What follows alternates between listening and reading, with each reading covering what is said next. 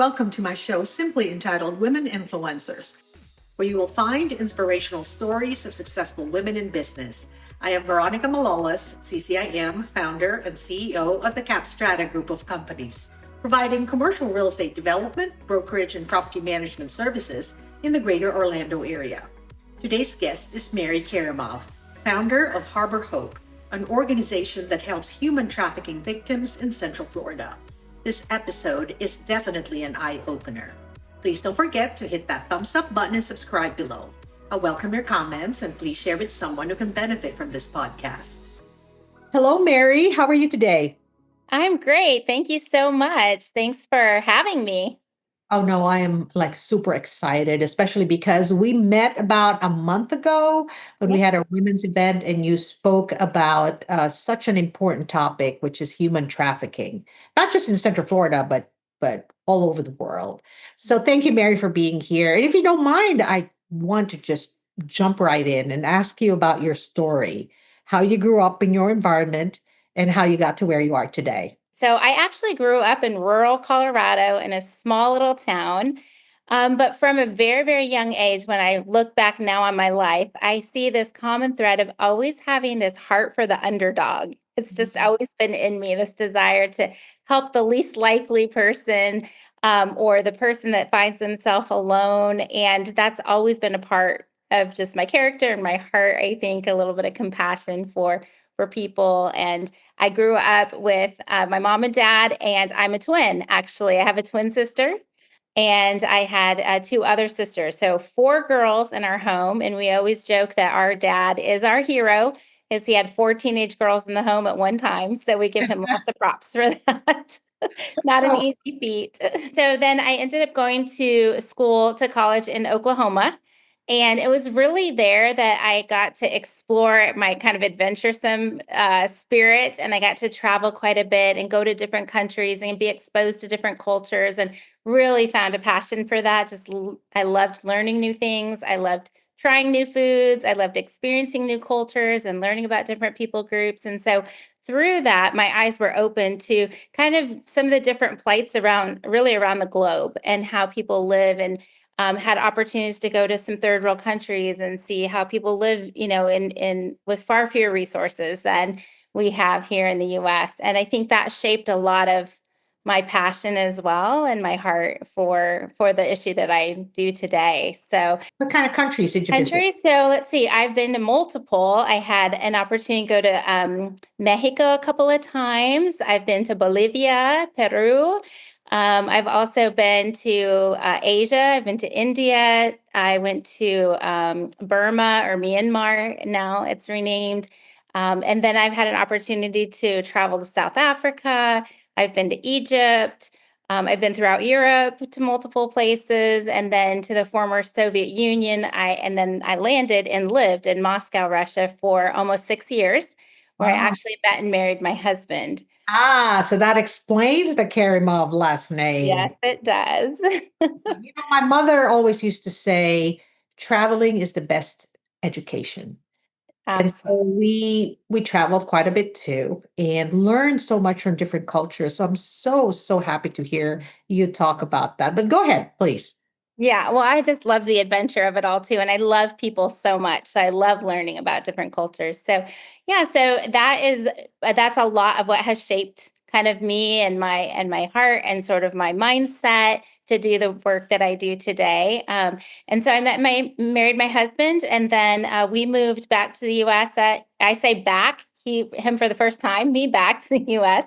In 2007 after our oldest child was born. And then we landed here in Central Florida in 2008, and we've been here ever since. What a year to be here, right? 2008. Goodness. Yeah. Okay. Yep. Well, how long after that did you move into your own business? Did you work for somebody else? How did that all evolve? Yeah, so I was actually not working for myself, not doing my business, but I was still continuing to, through my employment, able to travel and experience different things. I got to be a part of a project through my employment in India, and that is really, they were working on a aftercare facility for minor victims of human trafficking. And Mm. so that really brought me kind of back to the issue, even though I'd been exposed to it in other countries, as well as inner city Los Angeles when I lived there. And that really started to stir my heart again about, hey, maybe there's something here that I need to explore. And then in 2015, I actually came across the first survivor right here in Central Florida that we started serving. And then it just seemed like one by one, they kept coming across my path and learning. And so, just out of sort of this need to help these individuals, the whole Harbor Hope vision was really born. And it's amazing. So you felt this stirring in your heart very early on, and then you traveled, met your husband, came back, and for some reason just pulled you back in. How do you feel about all of that? Do you feel like you were destined to do this? Absolutely. And for me, it started in 1997, which is crazy to even think about. That'll give away my age a little bit. But I was living in inner city Los Angeles. I was doing an internship. So in school, I studied international community development. So I always knew that I would do something global and I would potentially live overseas, thinking more third world country, not that I would end up in, a former Soviet country. But all of that to say that I was doing this internship and I was exposed to so many different issues that we face in our country, from extreme poverty to drug addiction to runaway teenagers and youth to those experiencing homelessness, kind of all of it through this internship. And one of the things that I did was mentor young people who had run away from home, many of them thinking they're going to run to Hollywood and make a name for themselves, and they would end up on the street.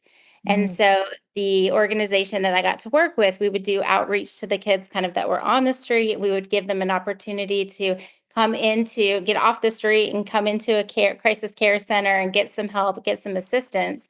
And so, kind of right off the bat, it was assigned to one young girl who had run away from home. She was about 15, and I was assigned as her mentor. So, in my naivety and my optimism, I thought, oh, this will be like having a little sister. I've got this. I've had that experience before. And so I started walking alongside of her and sharing makeup, giving her clothes, doing her nails, and just building what I believe to be a friendship with her. And several weeks or months into this relationship, one morning I woke up and she had run away. And I was absolutely heartbroken. I was devastated. I immediately personalized and said, what did I do wrong? Why didn't she like me? All the things that we tend to think when we're thinking that, a relationship or friendship is going a certain way. And so I did all of that.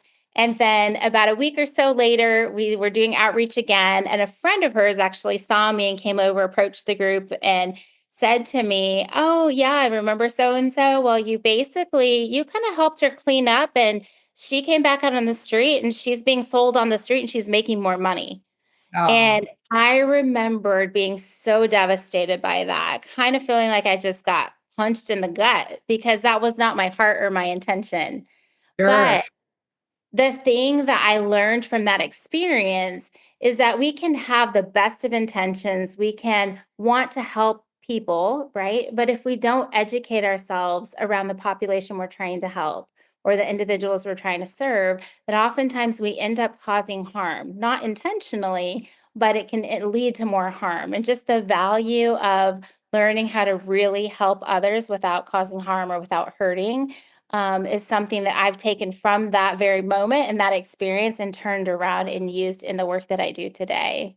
So great segue for the next question, Mary. And the question really surrounds challenges, right? So it seems to me that you were quite challenged when that happened to you with no ill intentions, but the outcome nonetheless was not very positive. Mhm. So is this a challenge that you overcame that you can share with us how you overcame it and perhaps you're proud of that? Yeah, absolutely. Yes, it is a challenge that I feel like I've overcome, but not completely mastered, right? And continuing to learn along the way as I grow, as I mature, as we come across different populations, but specifically in the work that we do, because my heart was really to mentor this young girl, and my original thought of what that would look like is not how it turned out.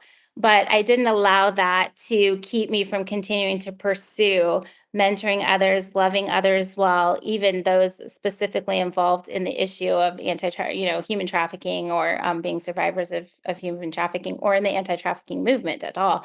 So I think I really did push through and said, okay, I'm going to learn this lesson. I started educating myself around the population. I started researching more. It's interesting because in 1997, we didn't have the language that we have today. And there were a lot of assumptions, even with minors, which today I'm like so shocked that we could have not understood this. But back then, even minors, we kind of said, oh, well, they made a choice to be in prostitution. When the truth is, our words matter and our words form certain mentalities in our culture, right? And so we really have to understand that these are individuals who are being prostituted.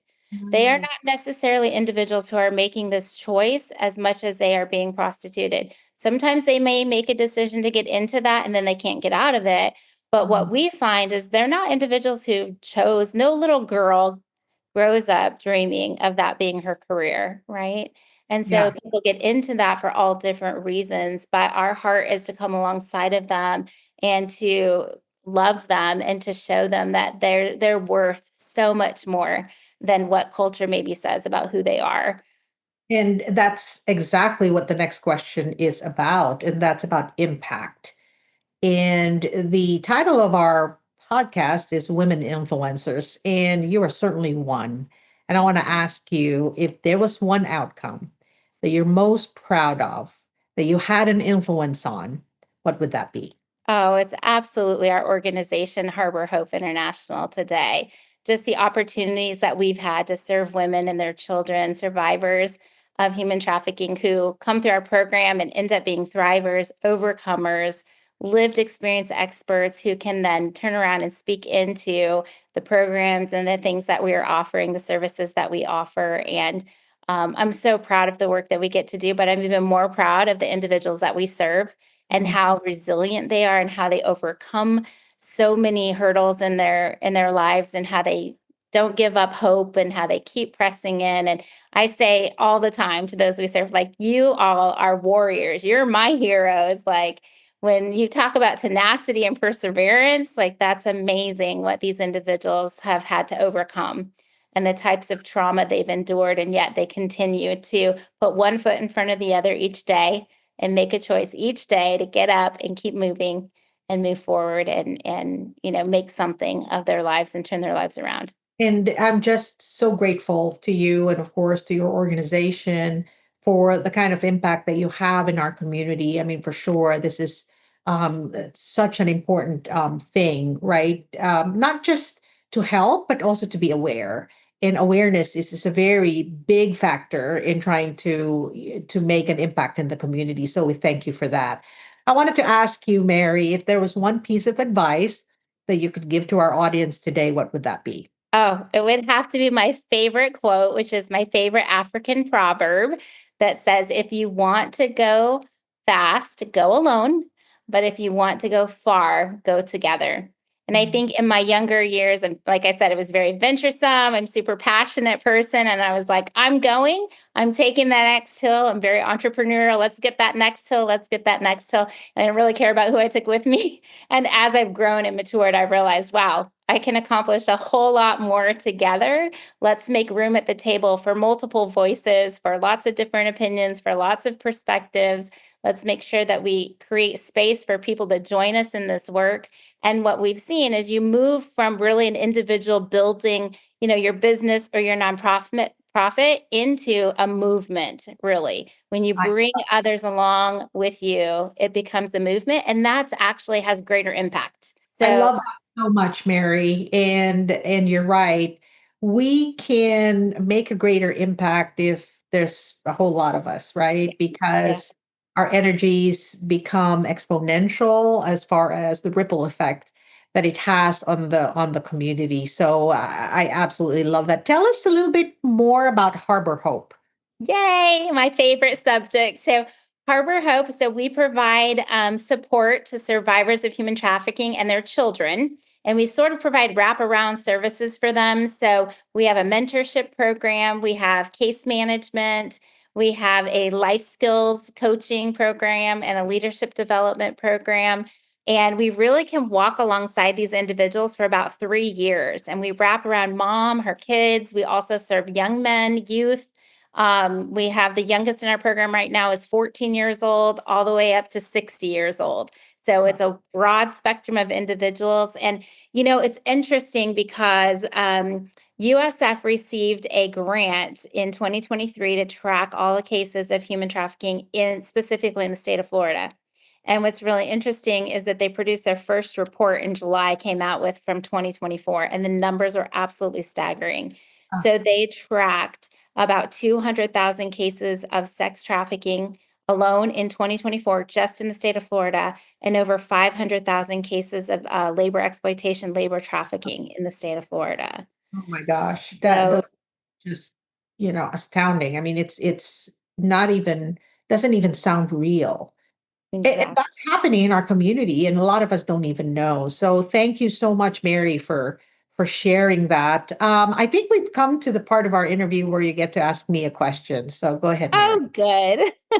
Great. Well, my question for you is having interviewed lots of female influencers, and I'm sure even more than just on this podcast, but 100 on this podcast, what have you seen as a common trait, characteristic, leadership quality that you think is something that really helps women succeed in their leadership?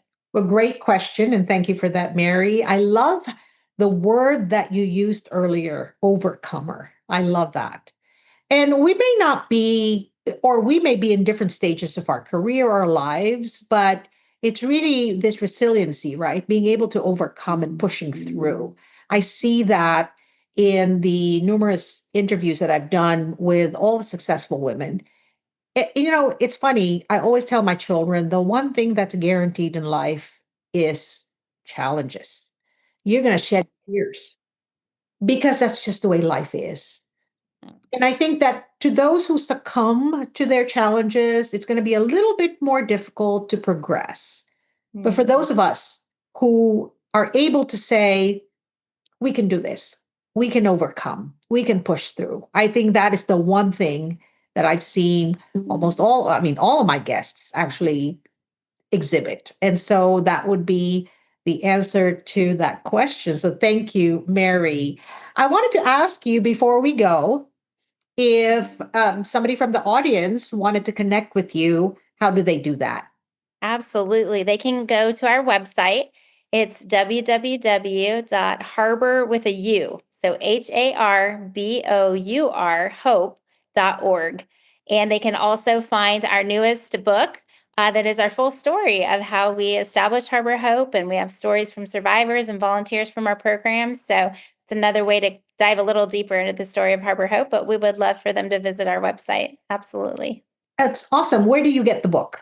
Through our website. They can go Okay, right on there, right at the top of the tab. I think there's even a pop-up that says Threads of Hope.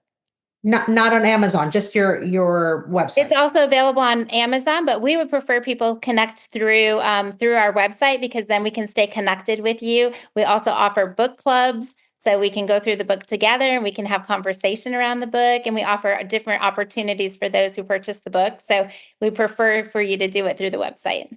I absolutely love, love, love having you today, Mary. And you know what? This is our 100th episode. And Yay!